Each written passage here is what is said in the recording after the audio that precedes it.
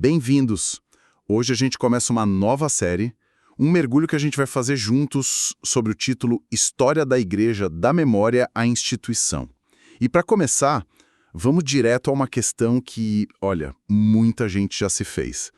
Por que existem 4 evangelhos contando a história da mesma pessoa, Jesus?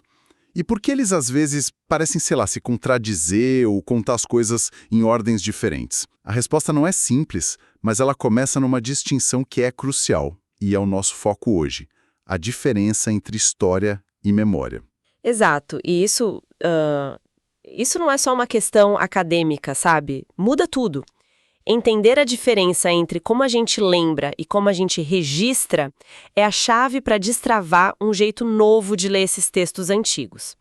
E é importante dizer logo de cara, a história do cristianismo não aconteceu numa bolha. Ela está totalmente amarrada com a política, com a cultura, com a economia da época. Os materiais que a gente está analisando aqui deixam isso muito claro. Tentar separar as coisas seria um erro, então. Um erro enorme. Seria como tentar entender um peixe sem falar da água. Ok, então vamos começar a desempacotar isso. A primeira peça do quebra-cabeça é a palavra história. Quando a gente fala em história, o que exatamente a gente quer dizer? Pelo que eu entendi dos nossos materiais, a primeira coisa a lembrar é que a história não é o passado. É uma narrativa sobre o passado. É uma reconstrução. Pensa, assim, num detetive que chega numa cena de crime horas depois. Ele não viu o que aconteceu. Certo. Ele tem pistas, testemunhos, evidências. E, com base nisso tudo, ele constrói a versão mais provável dos fatos. O historiador faz algo bem parecido. Ele usa documentos, artefatos. Isso, cartas. Mas é sempre uma construção. E essa construção, por melhor que seja, ela é sempre parcial. Tem uma distância de tempo, de cultura. É impossível apertar um play e assistir ao passado de novo. E essa reconstrução é feita com método, como a ciência, né? Não é só contar uma história qualquer. Exato. Existe a investigação, a análise das fontes, um trabalho de interpretação para dar sentido àquilo tudo.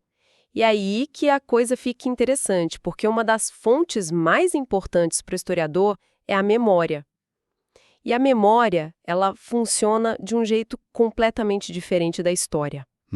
Se a história é a reconstrução científica distante, a memória é a matéria-prima. É viva, é pessoal e muitas vezes é bagunçada. Ela pertence às pessoas, às famílias, às comunidades.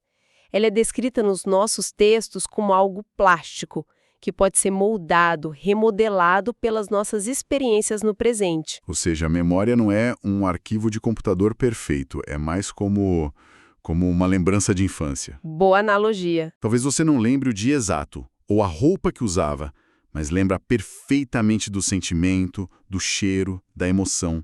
A memória é afetiva. Perfeito. Um dos pensadores que o material cita, o historiador Pierre Nora, diz que a memória é afetiva e mágica, não científica.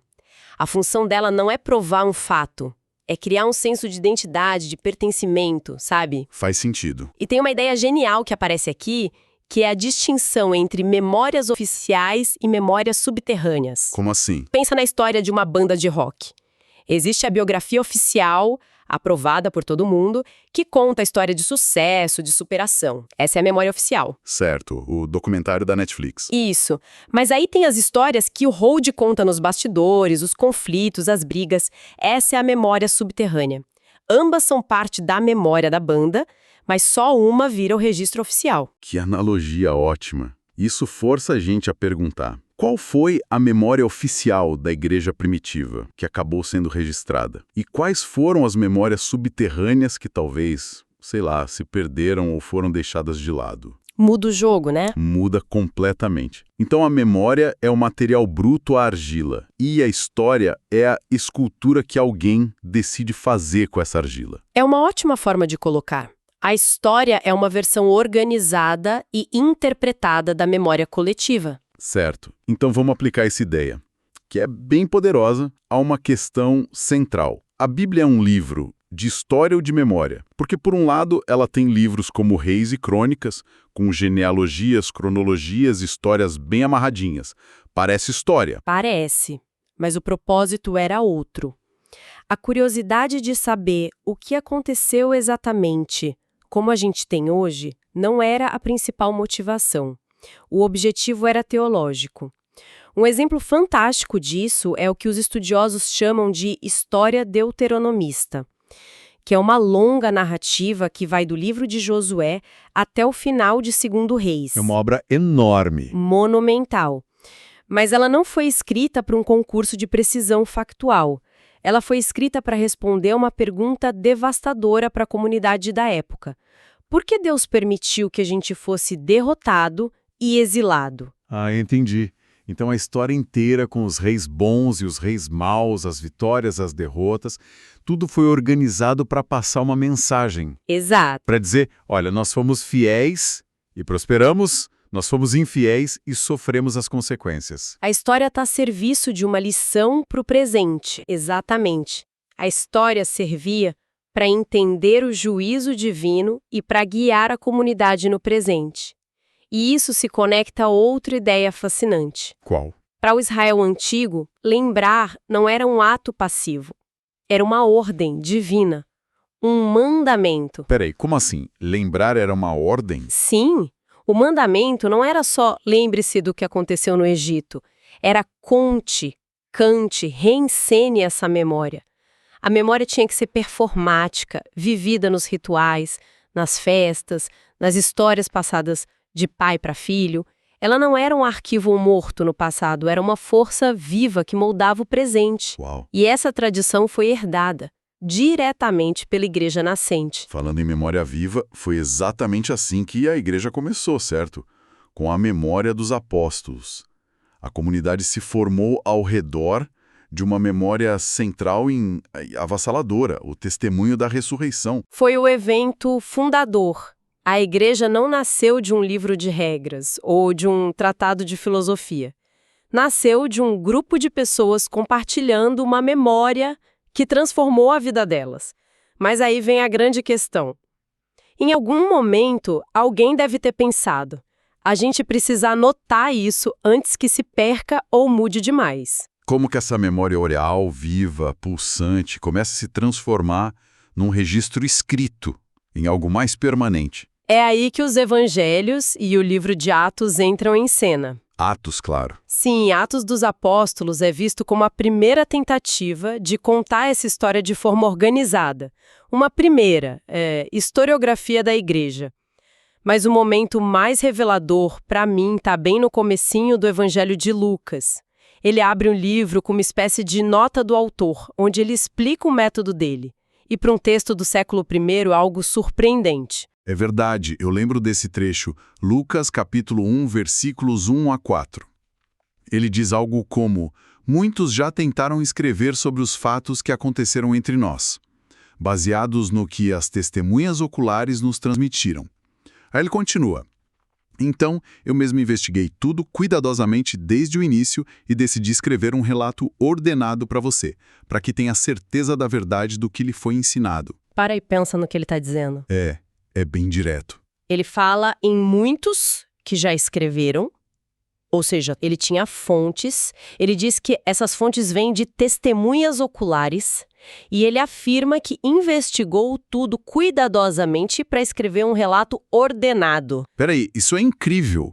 Um cara no século I basicamente dizendo: fiz minha pesquisa de campo, chequei minhas fontes e agora vou escrever um relatório organizado. Exato. Isso soa quase como um jornalista moderno. Era comum ser tão explícito sobre o método naquela época? Não, não era. É isso que torna essa passagem tão fascinante. Lucas está nos dando uma janela para um processo que estava acontecendo em toda a igreja primitiva. A transição da oralidade para a escrita. Exatamente. Os estudos que a gente analisou mostram uma linha do tempo. Digamos que, dos anos 30 aos 45, as histórias sobre Jesus circulavam principalmente de boca em boca. Eram memórias vivas. Certo. Depois, ali entre os anos 45 e 90, essas memórias começaram a ser fixadas em textos, cartas, coletâneas de ditos e, finalmente, os evangelhos. Lucas está, na prática, documentando o clímax desse processo. Ok, então o Lucas deu um passo gigante ao transformar a memória oral em um relato ordenado. Mas quando que isso virou a história da igreja, com um H maiúsculo? Quando alguém tentou juntar todas as peças e contar a história toda, do início até o seu próprio tempo. Para isso, a gente precisa dar um salto de uns 200 anos para o século IV e encontrar uma figura chamada Eusébio de Cesareia. O pai da história da igreja. Por um bom motivo. A obra dele, a História Eclesiástica, foi o primeiro projeto ambicioso de contar a história do cristianismo de forma sistemática e abrangente. E o que ele considerou importante registrar. O que, para ele, eram os pilares dessa história. É interessante ver a lista de tópicos que ele organizou. Ele cobriu o tempo de Jesus e o contexto do Império Romano, o que aconteceu com os apóstolos depois da ascensão. O básico, o começo de tudo. Isso. Depois, as ondas de perseguição e as histórias dos mártires, as diferentes heresias que surgiram e como os teólogos responderam a elas, e, muito importante, a sucessão dos bispos nas cidades principais, para mostrar uma linha de continuidade desde os apóstolos. Nossa, isso é basicamente o sumário de qualquer livro moderno sobre a história da igreja. Pois é. Então ele não estava só registrando, ele estava, de certa forma, criando o molde, definindo o que importava a ser lembrado. Ele estava transformando a memória oficial da igreja em história oficial. Exatamente. Ele pegou os relatos de Lucas, as cartas, as listas de bispos, as histórias de mártires que circulavam e organizou tudo numa única grande narrativa, com uma cronologia clara. Ele transformou a memória coletiva numa disciplina histórica. Ok, tudo isso é fascinante. A gente entendeu a diferença entre a memória viva e a história registrada. Vimos como a Bíblia usa a história com um propósito teológico e como figuras como Lucas e Eusébio foram cruciais para fixar essa memória. Mas vamos à pergunta final. E daí? Por que isso muda a forma como uma pessoa hoje lê os evangelhos? Muda tudo. É a diferença entre ver os evangelhos como uma gravação de câmera de segurança do século I, que deveria ser idêntica de qualquer ângulo, Certo. ou como 4 documentários de autor. Pensa em Mateus, Marcos, Lucas e João como 4 diretores de cinema. Gostei. Eles receberam as mesmas filmagens brutas, as memórias, os ditos, as histórias sobre Jesus que circulavam oralmente, mas cada um editou, montou e narrou sua versão para um público específico, com uma mensagem específica em mente. Essa é uma imagem poderosa. Então Marcos, talvez escrevendo para uma comunidade perseguida em Roma, fez um documentário mais curto, urgente, focado na ação. Já Mateus, escrevendo para uma comunidade judaico-cristã, montou um material para mostrar como Jesus cumpria todas as profecias do Antigo Testamento, é isso? Perfeitamente. E Lucas, com a sensibilidade dele ao mundo greco-romano, cria uma narrativa que destaca a compaixão universal de Jesus. João, por sua vez, faz um filme mais filosófico, poético, focado na identidade divina de Cristo. Eles não estão inventando, mas estão interpretando. Eles organizam a memória. Sim, de uma forma que faça sentido teológico para sua comunidade. É por isso que a ordem dos eventos pode mudar. A preocupação deles não era criar uma linha do tempo perfeita, mas construir uma narrativa que revelasse a verdade sobre quem era Jesus. Mas, e eu vou fazer o papel de advogado do diabo aqui. Para muita gente, a palavra editar, organizar ou interpretar pode soar como manipular a verdade. Como as fontes que a gente estudou lidam com essa linha tênue? Essa é a questão central. E a resposta está em entender o que eles consideravam verdade. A verdade que eles buscavam não era a precisão factual de um jornalista do século XXI. Era uma verdade teológica. A pergunta deles não era em que dia exato Jesus curou aquele cego, mas sim o que este ato de cura nos revela sobre quem é Jesus e quem é Deus. A organização da memória servia a essa verdade maior. A fidelidade deles era com o significado do evento, sabe? Não necessariamente com a sua cronologia exata. Isso faz muito sentido. Então vamos recapitular a nossa jornada. A gente começou com aquela pergunta sobre por que os evangelhos são diferentes e descobrimos que a chave está nessa dança entre a memória, essa coisa viva, comunitária, afetiva, e a história, que é a tentativa de organizar essa memória numa narrativa coerente e com propósito. Vimos que essa dinâmica já existia no Antigo Testamento, onde a história servia a uma mensagem para o presente. E vimos que a própria igreja nasceu de uma memória compartilhada, que aos poucos foi sendo registrada e ordenado por pessoas como Lucas e, séculos depois, sistematizada por Eusébio, que criou o modelo para a história da igreja como a gente conhece. Exatamente. Entender essa passagem da memória para a instituição é a base de tudo que a gente vai explorar nesta nova série. Foi um começo e tanto. E talvez a gente possa terminar com uma reflexão: se a história é sempre escrita a partir de memórias selecionadas, e se a memória é sempre vista através dos olhos do presente, isso significa que nós hoje também estamos participando ativamente dessa construção. A forma como uma comunidade decide contar suas histórias antigas diz tanto sobre o seu passado quanto sobre quem ela quer ser agora. A pergunta que fica é: ao recontar essas memórias, que história nós estamos escolhendo construir para o futuro?